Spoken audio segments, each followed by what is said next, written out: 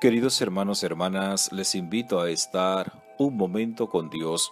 La liturgia de la palabra de este domingo 9 de agosto de 2020, 19ª semana del tiempo ordinario, está tomada del primer libro de los Reyes 19, 9, 11, 13.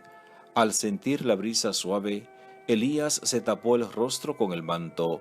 A esta palabra respondemos con el Salmo 84. Muéstranos, Señor, tu misericordia y danos tu salvación. La segunda lectura de la carta a los Romanos 9:1-5. Digo la verdad en Cristo, mi conciencia me asegura que no miento. El Evangelio de Mateo 14:22-33. Hombre de poca fe, ¿por qué has dudado? El coronavirus ha sorprendido al mundo como la tempestad a los discípulos en la barca, mientras Jesús dormía plácidamente, nos dice el Evangelio de Marcos 4:35-41. Este texto fue el elegido por el Papa Francisco para la oración en una plaza de San Pedro aquel día 27 de marzo totalmente vacía. En la pandemia hemos comprendido que no podemos seguir cada uno por su cuenta, sino que tenemos que estar unidos para enfrentar juntos las dificultades. El Evangelio de este domingo es una escena parecida, aunque con la gran diferencia de que en esta los discípulos están solos, porque se marcharon después de la multiplicación de los panes cuando Jesús se fue solo al monte para orar. Cuando Jesús no está con nosotros, inmediatamente los vientos nos son contrarios. En medio de las dificultades que experimentamos, en las que estamos tentados a confundir al mismo Jesús con un fantasma, lo que nos falta es la fe. Es esa falta de fe la que nos impide lanzarnos al agua o caminar sobre las olas. Pedro lo intentó, pero enseguida dudó. La fe bíblica no es una serie de verdades, sino una confianza absoluta en Dios, que es el fundamento firme de nuestra existencia. A veces se da la impresión de que vacilan los cimientos de nuestras vidas y que estamos hundiéndonos porque no nos fiamos totalmente de Dios. Seguimos buscando apoyos humanos y queremos un Dios a nuestra medida. Cuando nos olvidamos de Dios o Jesús no ocupa el centro de nuestras vidas, enseguida se desencadenan las tormentas y los miedos.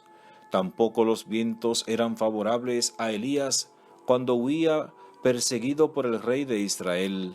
Para que su fe no vacilara, tuvo que volver a las raíces, al fundamento de la fe del pueblo, caminar hasta la montaña santa, donde Dios se había manifestado a Moisés. Allí va a encontrarse con Dios de la manera más sorprendente, según nos narra la primera lectura de este día. Hubo el mismo aparato atmosférico que en tiempo de Moisés, un temporal, un terremoto, relámpagos, pero Dios no estaba en ellos. El Dios tremendo ante el que tiembla toda la creación se presenta ahora con una voz silenciosa y tenue. Dios no quiere asustar a nadie, sino darnos siempre confianza. Lo mismo hizo Jesús cuando sus discípulos estaban llenos de miedo. Se da a conocer como la persona con la que han ido compartiendo su vida y en la que pueden confiar. Se trata de una presencia amorosa que es capaz de calmar todas las tempestades del alma y de la vida. Nuestra falta de fe tan solo puede ser vencida y superada mediante la confesión de fe en Jesucristo, el Hijo de Dios. No se trata de una frase hecha, aprendida en el catecismo, como respuesta a una pregunta. Se trata de vivir convencidos de que la historia del mundo está en las manos de Dios y de su Hijo Jesucristo. El teatro de la historia puede ser todavía el lago encrespado, dominado por las fuerzas del mal. Estas, sin embargo, han sido ya derrotadas por el Señor resucitado, aunque siguen teniendo todavía un cierto poder contra nosotros, lo suficiente para no dejarnos en paz. Son nuestros miedos, sin embargo, y nuestra falta de fe los que los hacen fuertes ante nosotros. Pidamos al Señor que aumente nuestra fe para seguir arraigados en Él. Que la bendición de Dios Todopoderoso, Padre, Hijo y Espíritu Santo, descienda sobre ustedes y permanezca para siempre. Amén.